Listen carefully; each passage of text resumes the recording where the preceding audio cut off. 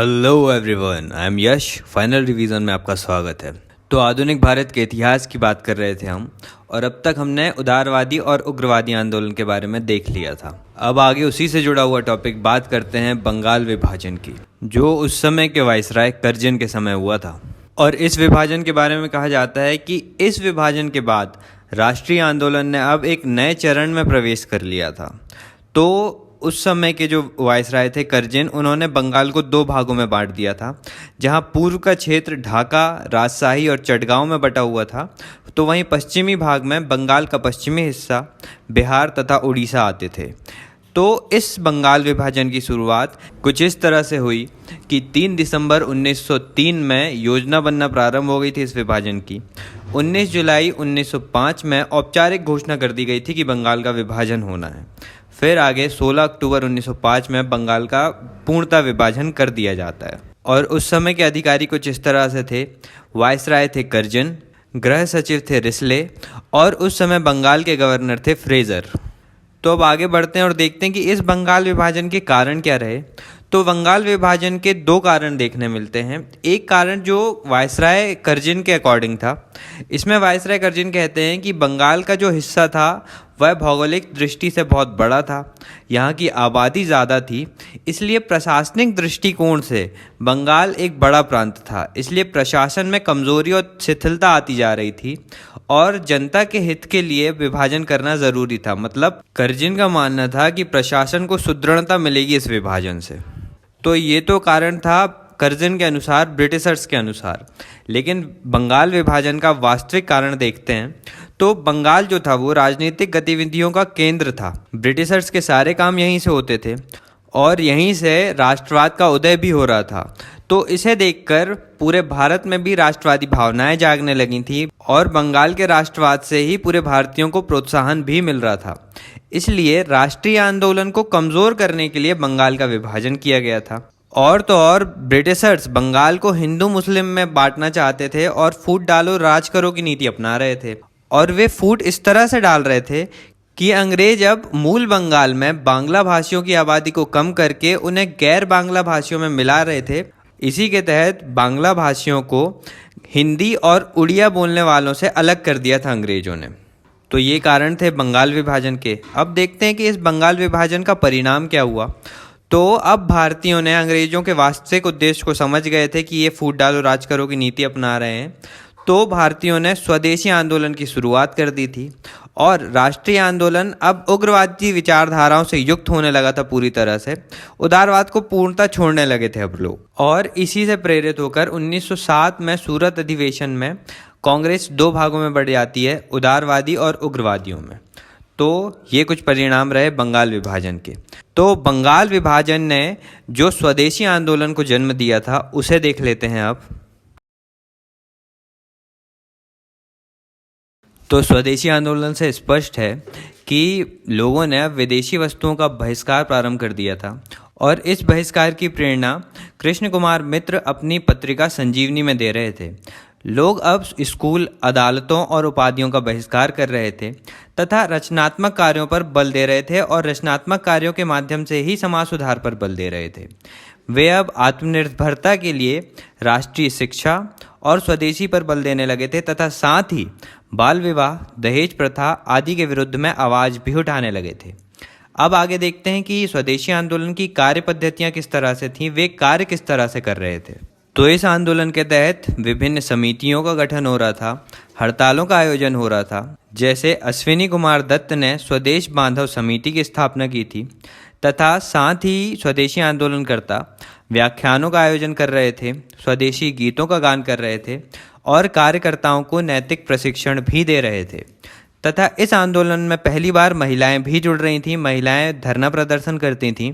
इसमें धार्मिक प्रतीकों और नारों का भी सहारा लिया जा रहा था, तथा लोग पारंपरिक त्यौहार, लोक नाट्य मंच आदि का भी प्रयोग कर रहे थे प्रदर्शन के लिए, तथा इसी के माध्यम से संदेश को जन समूहों तक भी पहुंचाया जा रहा था। साथ ही रक्षाबंधन, गणेश महोत्सव, शिवाजी महोत्सव आदि जैसे त्यौहार मनाए जा रहे थे।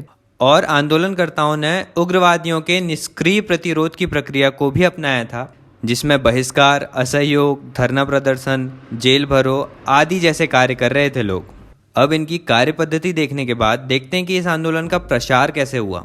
तो इसकी विधिवत शुरुआत 7 अगस्त 1905 में कलकत्ता के टाउन हॉल से की गई थी। फिर 16 अक्टूबर 1905 में जब बंगाल विभाजन होता है तो उस दिन को ये आंदोलनकारी शोक दिवस तथा हिंदू मुस्लिम एकता दिवस के रूप में मनाते हैं। और देश के विभिन्न भागों में बहुत से नेतृत्वकर्ता कार्य कर रहे थे इस आंदोलन के लिए। जैसे पुणे से थे बाल गंगाधर तिलक, पंजाब से लाला लाजपत राय, दिल्ली से सैयद हैदर रज़ा और मद्रास से थे चिदम्बरम पिल्लई। और इन नेतृत्वकर्ता के अलावा सामाजिक क्षेत्रों से भी सहयोग प्राप्त हो रहा था इस आंदोलन में। जैसे विद्यार्थियों ने सरकारी स्कूलों का बहिष्कार कर दिया था तथा महिलाएं पहली बार जुलूस में शामिल होने लगी थीं। और इस आंदोलन में विभिन्न मुस्लिम जो नेता थे वे थे अब्दुल रसूद, लियाकत हुसैन और सैयद हैदर रज़ा जैसे। लेकिन पूर्वी बंगाल के मुस्लिम इस आंदोलन में शामिल नहीं हुए थे। जैसे ढाका के जो नवाब थे सलीमुल्लाह, वो विभाजन का समर्थन कर रहे थे तथा अधिकांश उच्च और मध्यम वर्ग के नेता आंदोलन से दूर रहे थे। और इस आंदोलन से किसानों की मांग न जुड़ने के कारण किसान भी इस आंदोलन से दूर ही था। तो अब आगे बढ़ते हैं और बात करते हैं कि इस आंदोलन का योगदान क्या रहा भारतीय परिप्रेक्ष्य में। तो राष्ट्रवाद के वैचारिक आधार को विस्तार प्रदान किया था इस आंदोलन ने और राष्ट्रवादी भावना को उग्र बना दिया था। और निष्क्रिय प्रतिरोध जैसी नई राजनीतिक पद्धति आरंभ हो गई थी तथा लोग अब रचनात्मक कार्यों में भी बल देने लगे थे। भारतीय उद्योगों की स्थापना हो रही थी, जैसे वस्त्रोद्योग, माचिस उद्योग, बंगाल केमिकल्स आदि। और राष्ट्रीय शिक्षा परिषद की स्थापना होती है तथा वैज्ञानिक और राष्ट्रवादी शिक्षा का प्रसार भी होता है, जिसमें बंगाल नेशनल कॉलेज के प्राचार्य बनते हैं अरविंद घोष। और सांस्कृतिक क्षेत्रीय उपलब्धियों में बांग्ला साहित्य का विकास होता है, जिसमें विभिन्न साहित्यकार इस प्रकार हैं। जैसे रविन्द्रनाथ टैगोर ने अमार सोनार बांग्ला की रचना की थी उसी समय। द्विजेंद्र नाथ राय, रजनीकांत सेन ने भी अपनी रचनाएं की थी तथा दक्षिणा रंजन ने भी अपनी रचनाएं लिखी, ठाकुर मार झूली और दादी माँ की कथाएं। और इसी आंदोलन ने स्वदेशी चित्रकला का विकास भी किया, जिसमें अबीन्द्रनाथ टैगोर मुगल और राजपूत चित्रकला से प्रेरित होकर पेंटिंग कर रहे थे तथा नंदलाल बोस भी स्वदेशी चित्रकला के विकास में सहयोग कर रहे थे। तो ये तो थी कुछ अच्छी बातें स्वदेशी आंदोलन की। अब देखते हैं कि इस आंदोलन की सीमाएं कुछ इस प्रकार से थीं कि धार्मिक प्रतीकों और नारों का प्रयोग करने से सांप्रदायिकता फैल रही थी। उग्रवादियों और उदारवादियों के बीच लगातार विवाद बढ़ रहा था, जिसके तहत 1907 में सूरत का विभाजन भी होता है। लेकिन इन सीमाओं के बाद भी निष्कर्ष ये निकलता है कि अब स्वदेशी राजनीति आरंभ हो गई थी। राष्ट्रीय आंदोलन में अब एक नई दिशा और नई पद्धतियां आने लगी थीं तथा नई रुचियां आने लगी थी लोगों में। जैसे राष्ट्रवादी अब उदारवाद से लेकर उग्रवाद की ओर ज़्यादा अग्रसर होने लगे थे। और निष्क्रिय प्रतिरोध के माध्यम से अब लोग स्वराज प्राप्ति की बात करने लगे थे। लोग अब ये नहीं कहते थे कि ब्रिटिशर्स के अंडर में शासन चाहिए हमको। लोग कहते थे कि नहीं, शासन भारतीयों का होगा, ये देश हमारा है और भारत में सिर्फ भारतीय ही रहेंगे।